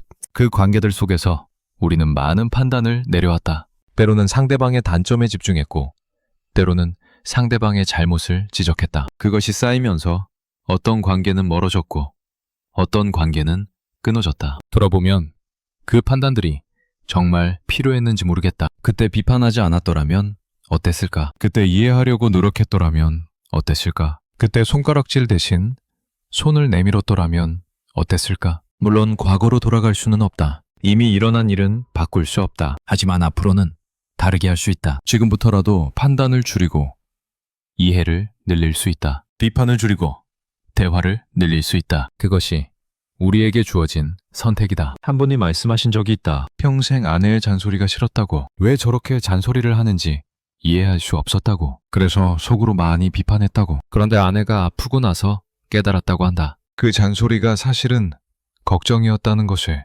표현이 서툴렀을 뿐 그 안에는 사랑이 있었다는 것을. 그것을 진작 알았더라면 그렇게 많이 비판하지 않았을 거라고. 이 이야기는 우리에게 많은 것을 생각하게 한다. 우리가 비판했던 것들 중에서 사실은 다른 의미가 있었던 것은 얼마나 될까? 우리가 판단했던 것들 중에서 우리가 이해하지 못했던 것은 얼마나 될까? 표면만 보고 판단하면 진짜를 놓친다. 겉모습만 보고 비판하면 속마음을 보지 못한다. 그래서 판단은 조심스러워야 한다. 그리고 가능하면 판단보다 이해를 먼저 시도해야 한다. 세상을 넓게 바라본다. 지금 이 순간에도 수많은 판단이 오가고 있다. 누군가는 누군가를 비판하고, 누군가는 누군가를 심판하고, 누군가는 누군가를 정죄하고 있다. 그 판단들이 모여서 갈등이 되고, 분열이 되고, 적대가 된다. 가정 안에서 판단이 오간다. 부모와 자녀 사이에, 부부 사이에, 형제 사이에. 그 판단이 쌓이면 가정은 차가워진다. 직장에서 판단이 오간다. 상사와 부하 사이에, 동료 사이에. 그 판단이 쌓이면 조직은 경직된다. 사회에서 판단이 오간다. 세대 사이에, 계층 사이에, 집단 사이에. 그 판단이 쌓이면 사회는 분열된다. 이 모든 것의 시작은 개인의 판단이다. 내가 누군가를 판단하는 것. 그 작은 판단들이 모여서 큰 흐름이 된다. 그렇다면 그 흐름을 바꾸는 것도 개인에서 시작될 수 있다. 내가 판단을 줄이면 내 주변이 조금 달라진다. 내 주변이 달라지면 그것이 퍼져나간다. 한 사람의 변화가 작은 파문을 일으키고 그 파문이 퍼져서 더 큰 변화가 될 수 있다. 물론 세상 전체를 바꿀 수는 없다. 하지만 내 세상은 바꿀 수 있다. 내가 속한 관계, 내가 사는 공간, 내가 영향을 미치는 범위 안에서는 변화를 만들 수 있다. 그것이 작은 시작이다. 하지만 작은 시작이 없으면 큰 변화도 없다. 인류의 역사를 보면 큰 변화는 언제나 작은 시작에서 비롯되었다. 한 사람이 다르게 생각하기 시작했고 그것이 퍼져서 세상을 바꾸었다. 한 사람이 다르게 행동하기 시작했고 그것이 퍼져서 흐름을 바꾸었다. 판단을 줄이는 것도 마찬가지다. 한 사람이 시작하면 주변이 달라진다. 주변이 달라지면 더 넓은 범위가 달라진다. 그 변화가 얼마나 퍼질지는 알 수 없다. 하지만 시작하지 않으면 아무 일도 일어나지 않는다. 손가락질하는 세상에서 우리가 잃어버린 것들을 생각해본다. 신뢰를 잃어버렸다. 서로를 믿기 어려워졌다. 언제 판단받을지 모르니까, 언제 비판받을지 모르니까. 그래서 방어적이 되었고 마음을 열기 어려워졌다. 진정성을 잃어버렸다. 있는 그대로의 모습을 보이기 어려워졌다. 판단받지 않기 위해 포장하고 비판받지 않기 위해 숨긴다. 그래서 관계가 표면적이 되었고 깊이가 사라졌다. 연결을 잃어버렸다. 서로 다르다는 이유로 선을 긋고 서로 맞지 않는다는 이유로 등을 돌린다. 그래서 함께하는 것이 어려워졌고 혼자인 사람들이 늘어났다. 가능성을 잃어버렸다. 실패하면 판단받을까봐 시도하지 않는다. 다르면 비판받을까봐 따라간다. 그래서 새로움이 줄어들었고 세상이 단조로워졌다. 이 모든 것이 판단의 대가다. 우리가 서로를 향해 손가락질하느라 바빴던 동안 우리는 이 소중한 것들을 놓쳐왔다. 그리고 그것을 되찾는 것은 판단을 줄이는 것에서 시작된다. 판단 대신 이해를, 비판 대신 대화를, 손가락질 대신 손 내밀기를. 그것이 잃어버린 것들을 되찾는 길이다. 니체의 명언으로 돌아간다. 타인을 비판하는 것은 자신의 결점을 가리기 위한 가장 비겁한 수단이다. 이 문장은 개인에게 하는 말이다. 하지만 그 의미는 개인을 넘어선다. 우리 모두가 비판을 줄인다면 세상은 어떻게 달라질까? 비판으로 가려져 있던 것들이 드러날 것이다. 우리 각자의 결점이 보일 것이다. 하지만 그것은 두려운 일이 아니다. 왜냐하면 모두가 불완전하다는 것이 보이면 더 이상 불완전함을 숨길 필요가 없기 때문이다. 완벽해야 한다는 압박에서 벗어날 수 있다. 있는 그대로의 모습으로 존재할 수 있다. 그리고 그 있는 그대로의 모습으로 서로를 받아들일 수 있다. 그것이 판단을 내려놓은 세상의 모습이다. 유토피아처럼 들릴 수도 있다. 현실은 그렇게 쉽게 바뀌지 않는다. 인간의 본성은 쉽게 변하지 않는다. 세상에는 비판해야 할 일들이 여전히 있고 손가락질해야 할 잘못들이 여전히 있다. 하지만 방향은 선택할 수 있다. 더 많은 판단을 향해 갈 것인지, 더 많은 이해를 향해 갈 것인지, 더 많은 비판을 향해 갈 것인지, 더 많은 대화를 향해 갈 것인지, 그 방향을 선택하는 것은 우리 각자에게 달려있다. 그리고 그 선택이 모이면 세상은 조금씩 달라진다. 아주 조금씩. 하지만 분명히 삶 전체를 돌아본다. 우리는 살아오면서 얼마나 많은 시간을 판단하는 데 썼을까? 누군가의 잘못을 지적하고 누군가의 부족함을 비판하고 누군가의 선택을 심판하는데 얼마나 많은 시간을 썼을까? 그 시간 동안 우리는 무엇을 놓쳤을까? 판단하느라 바빴던 동안 이해할 수 있었던 것들, 비판하느라 바빴던 동안 사랑할 수 있었던 것들, 손가락질하느라 바빴던 동안 손 잡을 수 있었던 것들, 그것들이 우리 곁을 스쳐 지나갔다. 그리고 어떤 것들은 영영 돌아오지 않는다. 그래서 이 질문이 중요하다. 서로를 판단하느라 바빴던 시간 동안 우리는 무엇을 놓치고 살았을까? 이 질문을 품고 우리는 마지막 이야기로 향한다. 이제 조용히 마무리할 시간이다. 지금까지 우리는 비판이라는 행위를 여러 방향에서 들여다보았다. 그것이 왜 일어나는지, 그 안에서 무슨 일이 벌어지는지, 그것이 관계와 세상에 어떤 영향을 미치는지 긴 여정이었다. 하지만 이 모든 이야기의 끝에서 우리가 해야 할 것은 결심이 아니다. 다짐도 아니다. 행동 계획도 아니다. 그저 조용히 바라보는 것이다. 니체는 비판을 멈추라고 말하지 않았다. 그는 단지 비판의 이면을 보라고 했다. 우리가 타인을 비판할 때 거기에 우리 자신이 숨어 있다는 것을 알라고 했다. 그 알 자체가 중요하다. 그 알미 있으면 비판의 질이 달라진다. 완전히 비판하지 않는 것은 불가능하다. 인간은 판단하는 존재다. 그것은 본능이고 생존 기제이며 피할 수 없는 특성이다. 누군가를 만나면 자동으로 평가가 시작되고 어떤 상황을 보면 자동으로 판단이 떠오른다. 그것을 완전히 없앨 수는 없다. 하지만 그 판단을 어떻게 다루는지는 선택할 수 있다. 판단이 떠올랐을 때 그것을 그대로 밀고 나갈 것인지 아니면 잠시 멈추고 바라볼 것인지, 비판하고 싶은 충동이 일어났을 때 그것을 말로 내뱉을 것인지 아니면 그 충동의 뿌리를 들여다볼 것인지, 그 선택의 순간에 변화가 일어난다. 멈춤, 그것이 시작이다. 비판하려는 순간 멈추는 것, 손가락을 들려는 순간 멈추는 것, 그 짧은 멈춤 속에서 무언가가 달라진다. 멈추면 보인다. 달리고 있을 때는 보이지 않던 것이 멈추면 보인다. 비판에 몰두했을 때는 보이지 않던 것이 비판을 멈추면 보인다. 상대방이 보인다. 비판의 대상으로서가 아니라 한 사람으로서 보인다. 그 사람의 맥락이 보이고 그 사람의 사정이 보이고 그 사람의 아픔이 보인다. 비판하느라 바빴을 때는 보이지 않던 것들이 보인다. 나 자신도 보인다. 왜 내가 이렇게 반응하는지 보인다. 내 안에 어떤 것이 건드려졌는지 보인다. 내가 무엇을 피하고 있었는지, 무엇을 두려워하고 있었는지 보인다. 그 봄이 시작이다. 비판을 완전히 그만두는 것이 아니라 비판하기 전에 보는 것. 손가락질하기 전에 그 손가락이 어디서 시작되는지 보는 것. 그것만으로도 많은 것이 달라진다. 손가락을 거두었을 때 보이는 것이 있다. 손가락을 들고 있으면 그 손가락만 보인다. 가리키고 있는 대상만 보인다. 시야가 좁아진다. 하지만 손가락을 내리면 시야가 넓어진다. 손가락 끝에 있던 것만이 아니라 그 주변의 것들도 보인다. 비판도 마찬가지다. 비판에 집중해 있으면 상대방의 잘못만 보인다. 문제점만 보인다. 고쳐야 할 것만 보인다. 하지만 비판을 내려놓으면 그 외의 것들이 보인다. 상대방의 좋은 점도 보이고 노력도 보이고 사정도 보인다. 그리고 무엇보다 공통점이 보인다. 저 사람도 나처럼 불완전하구나. 저 사람도 나처럼 실수하면서 살아가는구나. 저 사람도 나처럼 인정받고 싶고 사랑받고 싶고 이해받고 싶은 거구나. 그 공통점이 보이면 마음이 달라진다. 비판하고 싶은 마음이 줄어든다. 대신 연민이 생긴다. 연결이 생긴다. 그것이 손가락을 거두었을 때 얻는 것이다. 비판할 때 우리는 분리된다. 나와 저 사람 사이에 선이 그어진다. 나는 옳고 저 사람은 틀리다. 나는 이쪽이고 저 사람은 저쪽이다.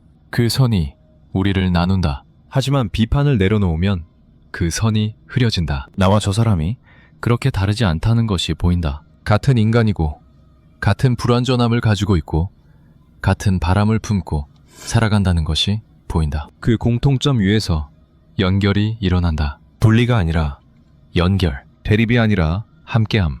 그것이 비판을 내려놓을 때 얻는 것이다. 물론 쉽지 않다. 비판은 습관이 되어 있고 판단은 자동으로 일어난다. 그것을 멈추는 것은 의식적인 노력이 필요하다. 그리고 그 노력은 힘들다. 익숙한 것을 바꾸는 것은 언제나 힘들다. 하지만 불가능하지는 않다. 한 번에 완전히 바꾸는 것은 어렵지만 조금씩 바꾸는 것은 가능하다. 오늘 한번 비판하려다 멈추는 것, 내일 또 한번 손가락을 들여다 내리는 것, 그 작은 것들이 쌓이면 달라진다. 완벽하게 될 필요는 없다. 그저 방향만 바꾸면 된다. 조금씩, 천천히, 비판에서 이해 쪽으로, 판단에서 수용 쪽으로, 그 방향으로 걸어가면 된다. 속도는 중요하지 않다. 방향이 중요하다. 그리고 그 방향을 선택하는 것은 지금 이 순간에도 가능하다. 타인을 비판하는 것과 타인을 이해하는 것, 이 둘은 반대 방향이다. 비판할 때 우리는 상대방에게서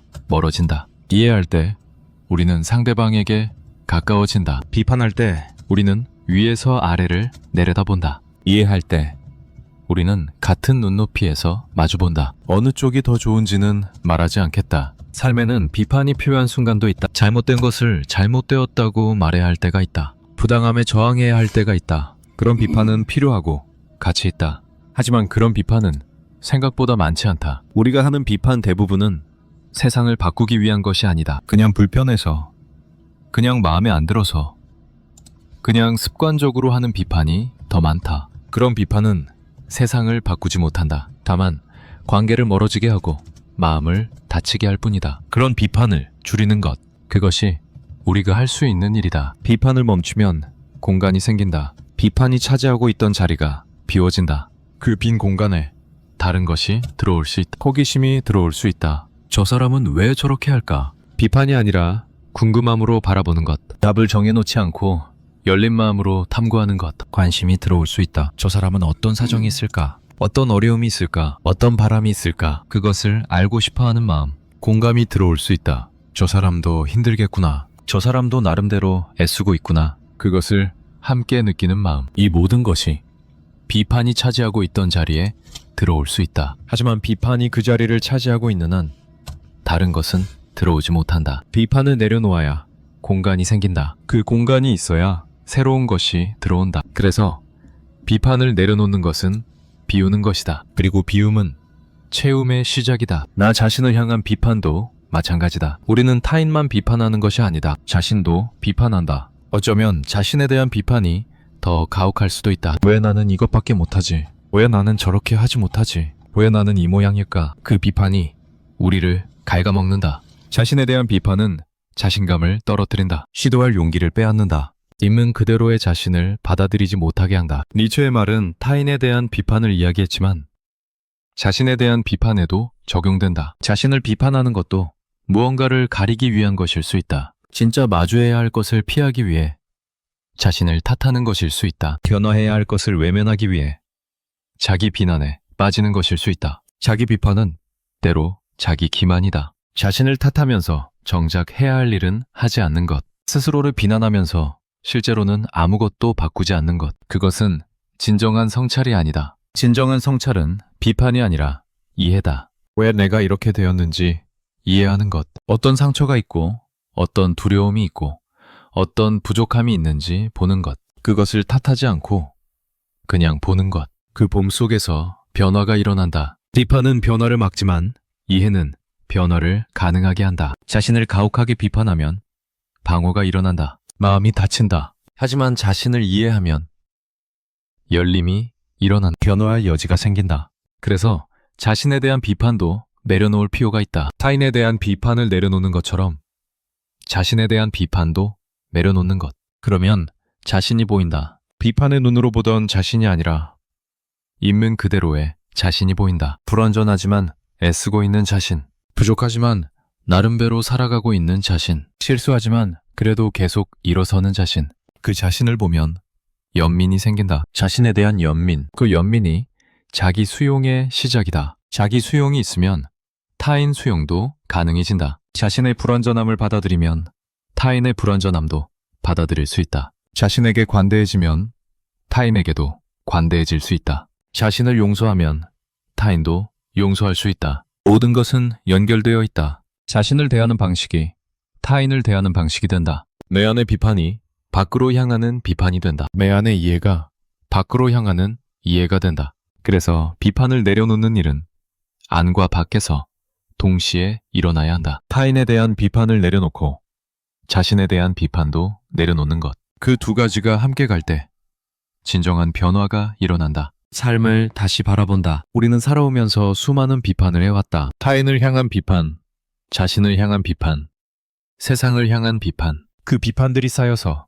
지금의 우리가 되었다. 지금의 관계가 되었다. 지금의 삶이 되었다. 돌아보면 그 비판들이 우리를 어디로 데려왔는지 매겨준다. 더 날카로워졌는지도 모른다. 더 방어적이 되었는지도 모른다. 더 외로워졌는지도 모른다. 비판은 우리를 보호해주는 것 같았지만 동시에 우리를 가두었다. 비판의 벽 안에서 우리는 안전했지만 그 벽 밖의 세상과는 단절되었다. 그 벽을 완전히 허물 필요는 없다. 어느 정도의 경계는 필요하다. 어느 정도의 분별은 필요하다. 세상에는 정말로 비판해야 할 것들이 있고 정말로 거리를 두어야 할 사람들이 있다. 하지만 그 벽에 문을 내는 것은 가능하다. 항상 닫혀있던 벽에 문을 만들어서 필요할 때 열 수 있게 하는 것. 비판으로 가득 차 있던 마음에 탐을 만들어서 이해가 들어올 수 있게 하는 것. 그것이 우리가 할 수 있는 일이다. 완전히 바뀌지 않아도 된다. 그저 조금 열면 된다. 그 조금의 열림이 많은 것을 바꾼다. 비판을 내려놓으면 무엇이 보일까? 타인에게서 무엇이 보일까? 그 사람의 겉모습 너머에 있는 것이 보일 것이다. 그 사람이 왜 그렇게 행동하는지, 어떤 사정이 있는지, 어떤 상처가 있는지, 비판하느라 보지 못했던 것들이 보일 것이다. 그 사람의 노력이 보일 것이다. 완벽하지 않지만 나름대로 애쓰고 있다는 것. 실수하지만 그래도 살아가고 있다는 것. 부족하지만 그 안에서 최선을 다하고 있다는 것. 그 사람의 아름다움이 보일 것이다. 결점에 가려져 보이지 않던 아름다움. 비판에 가려져 느끼지 못했던 따뜻함. 판단에 가려져 알지 못했던 깊이. 그 모든 것이 보일 것이다. 비판을 내려놓으면 자신에게서는 무엇이 보일까? 지금까지 비판으로 가려져 있던 것들이 보일 것이다. 자신의 진짜 욕구가 보일 것이다. 인정받고 싶다는 것, 사랑받고 싶다는 것, 이해받고 싶다는 것, 비판하느라 외면했던 그 근원적인 욕구가 보일 것이다. 자신의 상처가 보일 것이다. 언제, 어디서, 어떻게 상처받았는지, 그 상처가 어떻게 지금의 나를 만들었는지, 비판으로 덮어두었던 그 상처가 보일 것이다. 자신의 가능성이 보일 것이다. 비판에 눌려있던 가능성, 판단에 막혀있던 잠재력, 그것이 보일 것이다. 그리고 무엇보다 있는 그대로의 자신이 보일 것이다. 완벽하지 않은 자신, 부족한 자신, 하지만 그래도 괜찮은 자신, 그 자신을 보면 마음이 편해진다. 더 이상 숨길 것이 없기 때문이다. 더 이상 가릴 것이 없기 때문이다. 나도 불완전하고 그것을 인정한다. 그 인정이 자유를 준다. 그래서 비판을 내려놓는 것은 자유로워지는 것이다. 비판해야 한다는 압박에서 벗어나는 것, 판단해야 한다는 의무에서 벗어나는 것, 완벽해야 한다는 기대에서 벗어나는 것, 그 모든 것에서 벗어나서 그냥 존재하는 것, 있는 그대로. 그것이 비판을 내려놓을 때 얻는 자유다. 이제 이 긴 여정이 끝나간다. 니체의 한 문장에서 시작해서 우리는 멀리까지 왔다. 비판이 왜 일어나는지 보았다. 그것이 어떻게 습관이 되는지 보았다. 그 안에서 어떤 심리적 메커니즘이 작동하는지 보았다. 그것이 관계와 세상에 어떤 영향을 미치는지 보았다. 그리고 이제 비판을 내려놓으면 무엇이 보이는지를 생각한다. 비판을 멈추라고 말하지 않았다. 다짐하라고 말하지 않았다. 결심하라고 말하지 않았다. 그저 바라보았다. 비판이라는 행위를, 그 안에 있는 우리 자신을, 그리고 그것을 내려놓았을 때 펼쳐지는 가능성을. 바라봄 자체가 변화의 시작이다. 인식 자체가 선택의 기회를 준다. 지금 이 순간 우리는 선택할 수 있다. 다음에 누군가를 비판하고 싶을 때 잠시 멈출 것인지, 다음에 자신을 비난하고 싶을 때 잠시 숨을 돌릴 것인지, 그 선택을 할 것인지 하지 않을 것인지,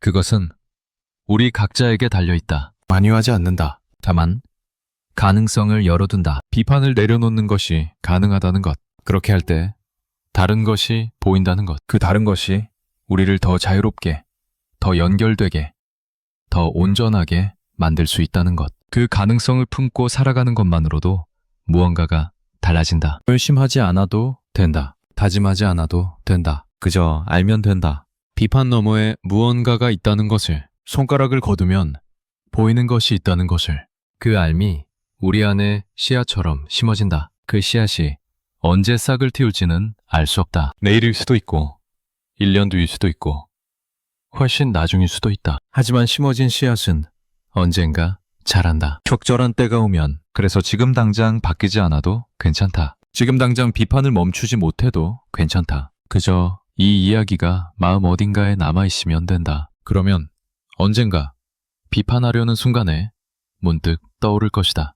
아, 그때 들었던 이야기, 그 기억이 잠시의 멈춤을 만들어줄 것이다. 그 멈춤이 다른 선택을 가능하게 해줄 것이다. 그것으로 충분하다. 살아오면서 우리는 많은 손가락을 들어왔다. 타인을 향해, 자신을 향해, 세상을 향해. 그 손가락들이 가리킨 것은 무엇이었을까? 잘못과 부족함과 문제점이었다. 하지만 그 손가락을 거두면 다른 것이 보인다. 잘못 너머에 맥락이 보인다. 부족함 너머에 노력이 보인다. 문제점 너머에 가능성이 보인다. 그리고 무엇보다 연결이 보인다. 나와 타인이 연결되어 있다는 것. 나와 세상이 연결되어 있다는 것. 우리 모두가 같은 불완전함을 안고 살아가고 있다는 것. 그 연결 위에서 삶은 다르게 느껴진다. 외롭지 않다. 고립되어 있지 않다. 함께 가고 있다. 그것이 비판을 내려놓을 때 발견하는 것이다. 이제 마지막이다. 긴 이야기를 들어주어서 고맙다. 이 이야기가 마음에